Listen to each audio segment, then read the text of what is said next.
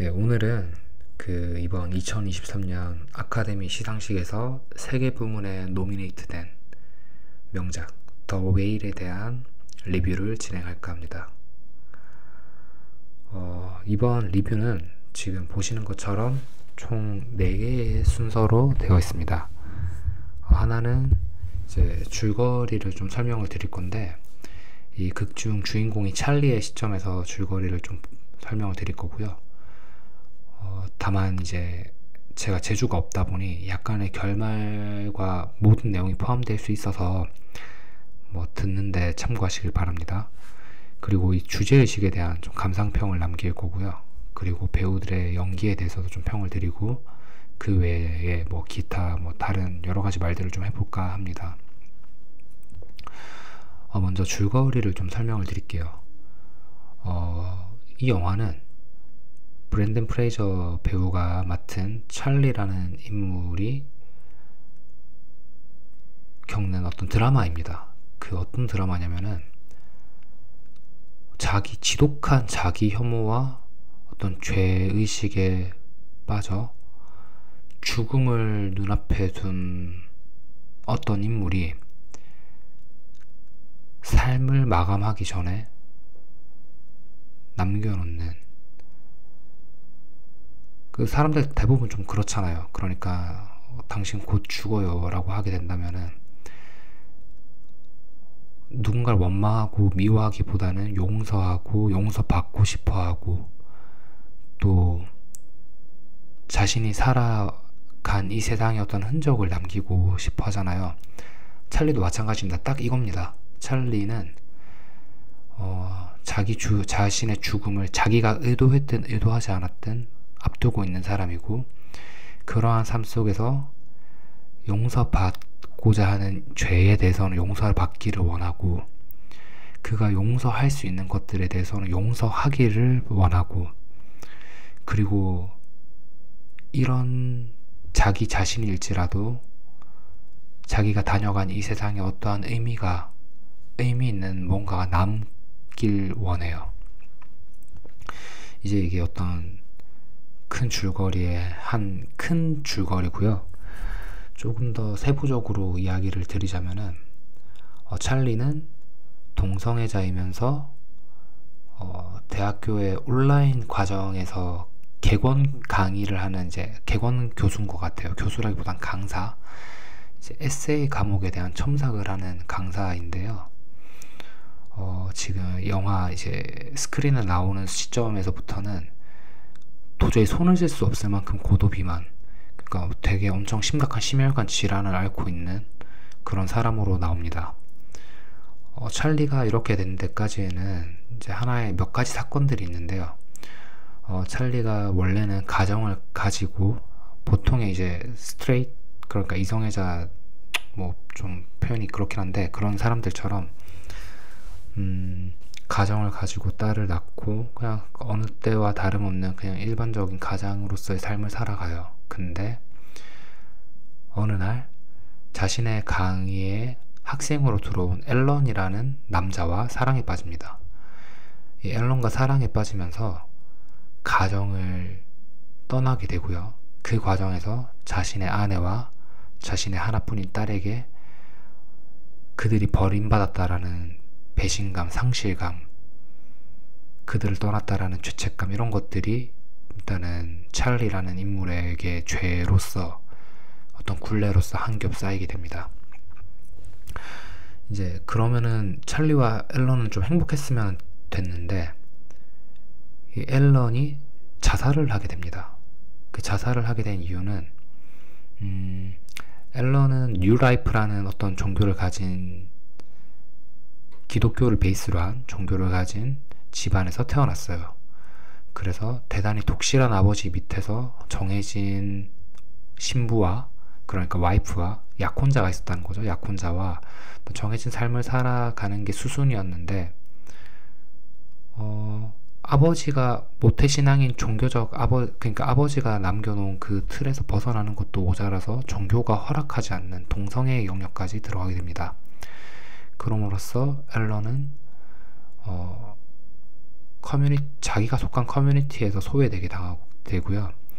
그리고 아마도 자세히는 제가 기억이 안 나는데 찰리는 그런 앨런을 좀 보듬어 주지 못했던 것 같아요. 그래서 앨런은 스스로 생을 마감하는 선택을 하게 됩니다. 이 와중에 찰리는 내가 앨런을 조금 더 보듬어 주지 못했구나, 앨런을 안아주지 못해서 이러한 비극적 결말이 맺게 된 거구나 라는 또 하나의 죄책감을 가지게 돼요. 이제 이러한 굴레에 쌓이다 보니 찰리는 자기를 혐오하는 방식으로 이 죄를 씻어내려 한 것 같습니다. 사실 죄를 씻어냈다라기보다는 자기를 혐오하는 방식으로 벌을 받고 있다라고 생각을 한 것 같아요. 그래서 뭔가 스스로를 통제하지 않고 모르겠다, 갈 때까지 가보자 라는 식으로 먹으면서 세상과 단절하고 그렇게 살아온 것 같습니다. 근데 이제 이 와중에 그러면은 찰리가 자기의 죽음을 이제 어느 순간부터는 예감하거든요. 죽음을 예감한 찰리가 일단은 자신의 죄를 좀 용서받고자 한 것 같진 않아요. 지금 생각을 해보니 찰리는 용서를 받고자 하거나 용서를 할 생각보다는 자기가 이 세상에 태어나서 뭔가 의미 있는 뭔가를 남기고 갔다라는 그 하나의 욕망으로 이 영화의 서사를 시작하는 것 같습니다. 이제 뭐 이런 배경을 떠나서 이제 극 중에 한 20%쯤 되는 시점에 찰리의 딸이 등장합니다. 찰리의 딸이 등장하면서 찰리에게 딸이 갖는 생각들, 그러니까 아빠가 우리를 배신했고 우리를 버려뒀으면서 이제 와서 무슨 막 아빠 노릇을 하려는 거냐부터 시작해서 막 주구장창 지독한 독서를 찰리에게 남겨요. 찰리는 이제 그런 말을 들으면서 어떻게든 그 자신의 딸이 세상에서 앞으로 뭐 과거에도 훌륭한 존재였고 앞으로도 세상에 훌륭한 존재가 될 것이라는 훌륭한 영향을 주는 존재가 될 것이라는 어떤 확신을 받고 싶었던 것 같아요. 그게 아버지의 역할이라고 생각하는 것 같기도 하고요. 그래서 자신의 딸에게 내 전 재산을 줄 테니 나와 같이 하루에 한 편씩 에세이를 좀 쓰자. 그러니까 나와 시간을 보내달라, 내가 죽기 전까지 라는 제안을 하게 됩니다. 찰리의 딸은 이 제안을 받아들이게 되고요. 이제 사실 이 극이 처음에 우측 하단에 막 그렇게 나와요. 막 Monday, Tuesday, Thursday 이러면서 하루하루 월화수목금토일에 대한 어떤 날짜를 보여주면서 찰리가 결심을 하고부터 죽기까지의 그 시간 타임라인을 보여주거든요. 그래서 찰리의 딸이 매일 같이 오면서 찰리와 시간을 보냅니다. 시간을 보내면서 의도하지 않게 서로에게 이제 쌓여있던 이야기들을 하고, 왜 뭐 찰리의 딸은 찰리에게 자신이 생각하는 아빠는 어떤 사람인지, 그러니까 지독한 독설이에요. 막 따뜻한 말이 아니에요. 독설을 남기고, 찰리는 왜 딸에게 자신이 그런 선택을 했는지 같은 것들을 이야기해주고요.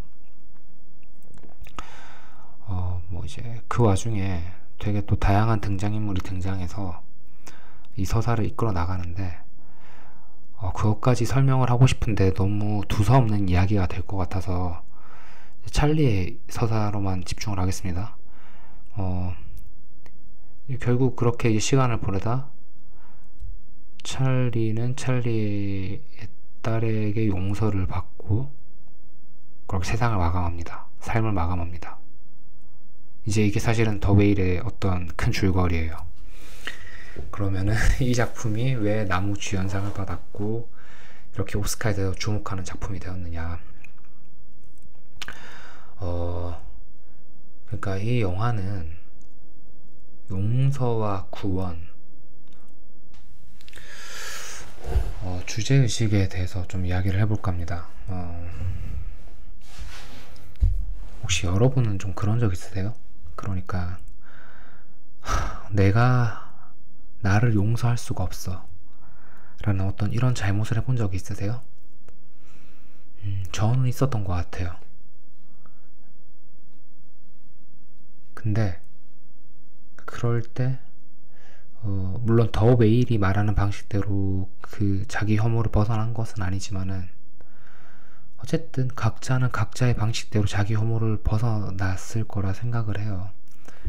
왜냐면 삶은 계속 돼야 되니까. 내가 나를 용서해야지 어쩌겠어. 이기적이고 나쁜 말이긴 하지만 어쩌겠어요. 그게 삶인데. 그래서 이 극에서 찰리도 자기의 삶을 용서하는 방식?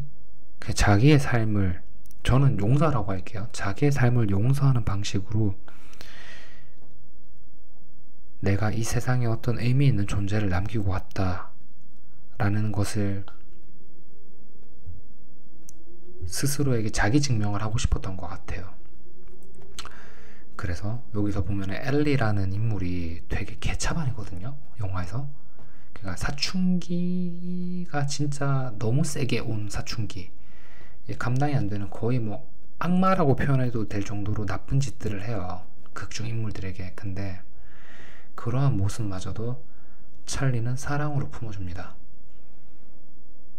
뭐 예를 들어서 그 찰리의 딸이 어떤 선교사를 엿먹일 심산으로 선교사가 대마초를 피우게끔 유도를 하고 그 사진을 찍고, 그리고 선교사가 가지고 있는 죄들, 뭐 자기가 속해 있던 기독교 캠프에서 돈을 훔쳤다, 그 돈을 훔친 걸로 도망쳐 나왔다, 뭐 이런 것들 비행을 녹음을 해서 그의 커뮤니티, 그러니까 그 선교사의 커뮤니티에 뿌려요. 근데 결론적으로 그러한 그 찰리의 딸의 행동이 좋은 외부 효과를 가져옵니다. 그러니까 선교사는 그 죄책감 때문에 방황하고 있었는데 커뮤니티에 그 죄의식들이 까발려지고 난 뒤에 커뮤니티에서 반응이 고작 돈 하나 훔친 것 뿐인데 돌아와, 너는 우리에게 그것보다 더 소중한 존재야 라는 말을 해줘요. 그로 인해서 그 선교사는 죄의식을 벗고 조금 더 나은 사람이 됩니다. 이런 것처럼 이러한, 사실 저는 그 찰리의 딸이 좋은 의도를 가지고 하지 않았기 때문에 이게 좋다고 볼 수 없는데, 찰리는 이런 것들을 내 딸이 그래도 좋은 일을 했구나 라는 식으로 해석을 해요. 뭐 이제 이런 식으로 찰리는 자신의 딸을 어떻게든 포장하려고 하고, 그 포장이 또 어떻게 보면은 딸의 비행이나 그런 것들 용서하는 방향으로 가게 됩니다. 왜냐면 찰리에게도 되게 나쁜 짓들을 많이 하거든요, 딸이. 뭐 아빠의 혐오스러운 사진을 찍어서 페이스북 같은 곳에 올려서 막 조리돌림을 한다던가 하는데, 그 모든 게 찰리는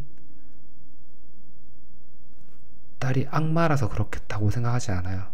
그저 방어하는 가정이고, 그럼에도 불구하고 내 딸은 더 좋은 모습이 많은 사람이니까 라는 것에 집중을 하고 딸에게 그걸 계속 인지시켜줍니다.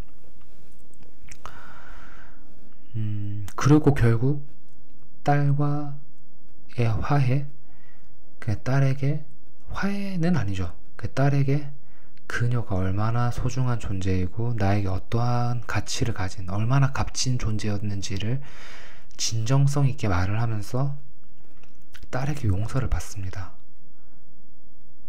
그리고 찰리 또한 딸을 용서해요. 나에게 이렇게 나쁘게 대했지만 난 여전히 너를 사랑한다 라는 식으로. 그게 참 아이러니하죠. 이게 용서가 쌍방이 되더라고요, 이 영화에서는. 딸과 찰리가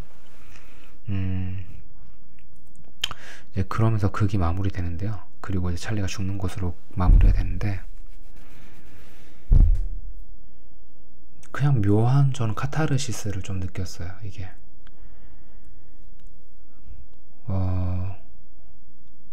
물론 찰리는 죽긴 했지만 결론적으로 어떤 삶의 끝에서 얻고자 한 것을 얻은 인물에 대한, 인물의 모습을 본 것 같은 느낌이라 해야 될까요? 그런 장면들이 되게 뇌리에 깊게 꽂혀요, 이 영화가. 이 영화 제목이 웨일이잖아요. 더 웨일. 왜 웨일이냐면은 그 딸이 초등학교 한 4학년? 8살? 이럴 때 쓴 수필의 에세이의 그 주제가 소설 모비딕에 대한 내용이에요.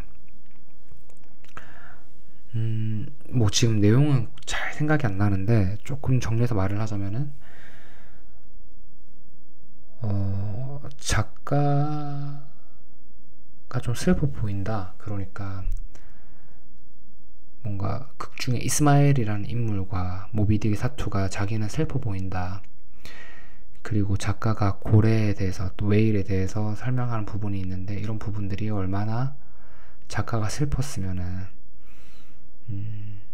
어떤 슬픈 서사를 벗어나기 위해서 이렇게 지루한 챕터를 썼을까라는 식으로 어쨌든 자기가 읽었던 모비딕이라는 소설에 대한 감상을 솔직하게 적는데 찰리가 이 소설을 이 에세이를 죽을 때까지 계속 읽습니다. 왜냐면은 전문 강사인 본인이 봤을 때도 이 수필은 에세이는 되게 잘 쓴 거고 이런 에세이를 쓸 수 있는 사람은 세상에 좋은 영향력을 끼친 사람이라는 어떤 확신이 있었겠죠. 그렇기 때문에 더 웨일은 이 웨일 고래라는 키워드는 찰리에게 있어서 희망이자 구원의 열쇠이자 용서의 열쇠라고 저는 봐요. 결국 이 웨일이라는 하나의 열쇠를 통해서 자신의 딸과의 어떤 묵은 갈등 그리고 본인에게 남겨졌던 조금 모든 죄의 굴레나 죄의식이나 그런 부정적 감정을 다 해소할 수는 없겠지만은 그 중에 단 하나라도 이 웨일이라는 이 키워드를 통해서 조금이라도 홀가분해지거든요. 그래서 그런 게 조금 인상 깊어요. 영화 자체가. 어느새 제가 좀 허접해서 지금 주제의식에 대한 감상평까지 남겼는데요. 배우들의 연기를 좀 설명드리자면은 짧게 하겠습니다. 브랜든 프레이저 정말 연기 잘합니다. 일단은 제가 이 배우를 좋아했거든요. 왜냐면 저는 이제 케이블 영화 OCN 같은 영화에 많이 하기 때문에 단골 영화인 미라의 주인공인 브랜든 프레이저를 되게 좋아했는데 그거 말고도 뭐 정글 오브 타잔인가요? 타잔 오브 정글인가요? 뭐 그런 영화도 나왔고 되게 좋아하는데 어떻게 이렇게 망가졌나 싶을 정도로 극 중에서 연기를 잘해요. 진짜 좀 약간 혐오스럽다 싶을 정도로 연기를 잘해요.